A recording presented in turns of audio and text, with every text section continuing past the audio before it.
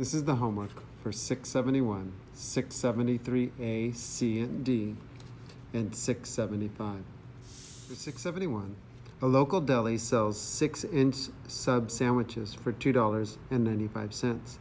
Now the deli has decided to sell a family sub that is 50 inches long. If they want to make the larger sub price comparable to the price of the smaller sub, how much should it charge? Show all work. So we want to do a proportional relationship. The size of the sandwich and cost.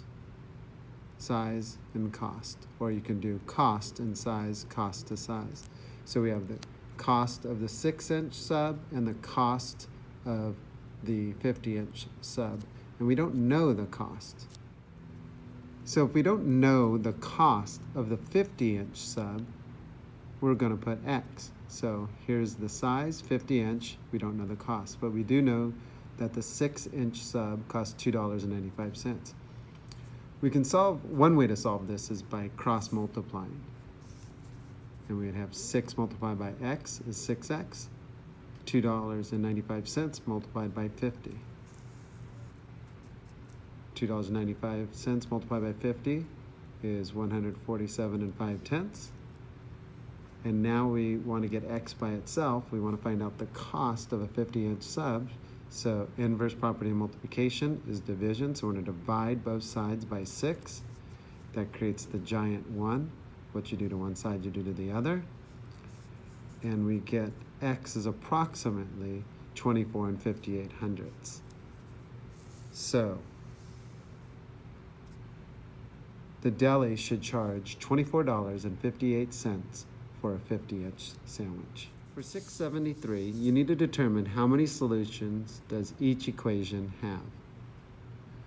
So for A, you first need to combine like terms. -1 plus 5 equals +4. Now we want to get the variable to the side that has the greater value. Well, you can see both sides are 4x, so it doesn't matter. But if I subtract 4x from both sides, you get a 0 pair, and you're left with 4 equals 3. Well, that's not a true statement. So if you get a not a true statement, there's no solution. For C, you first need to do the distributive property. You need to distribute the 6 to both terms. 6 multiplied by 2m is 12m. 6 multiplied by -3 is -18. And now I rewrite the rest of the equation. And you can see that you need to combine like terms. And you can only combine like terms if they're on the same side of the equation. So we have 12m minus 3m, which is 9m. 2m plus 1m equals 3m. And now we're going to get to the variable to the side that has a greater value. So we want to get them to the left. And we're going to do inverse property of addition because this is a positive 3m. We're going to subtract 3m from both sides. 0 pair. 9m minus 3m is 6m.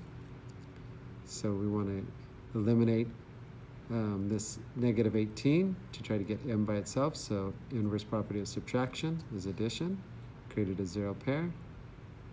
And this one also created a 0 pair.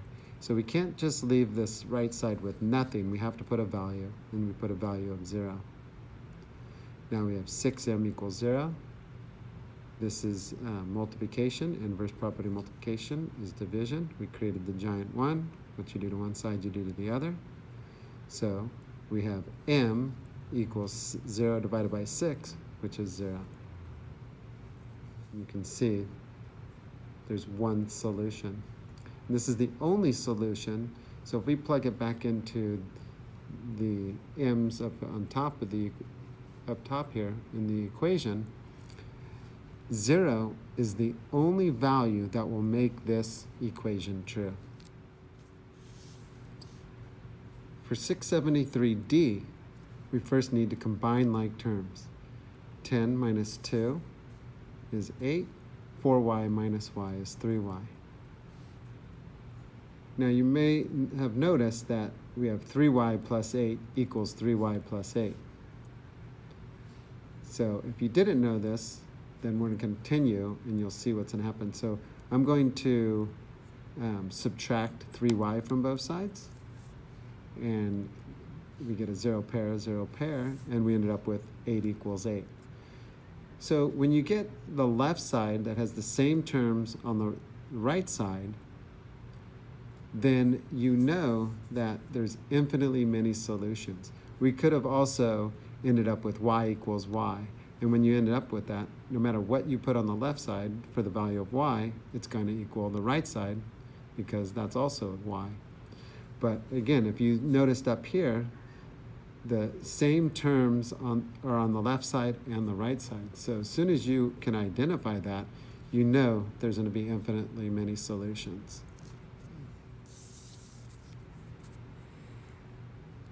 In 675, you need to determine which of the keys you could create by spinning or rotating the original key, and which keys you could create by flipping or reflecting the original key.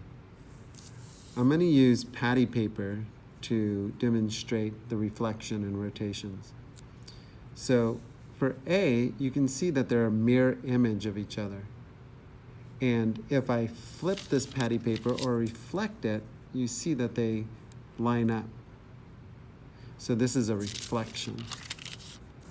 For B, if I do a rotation, if I rotate it, here's a 90-degree clockwise rotation, 180 degrees clockwise rotation, they line up. That's a rotation. For C, if I do a counterclockwise 90 degrees rotation, they line up. Or I can do 270 degrees clockwise rotation, and they line up. So that's a rotation. And for D, if I set them like this, you can see that it's a mirror image. If I flip or reflect the patty paper over, they line up. It's a reflection.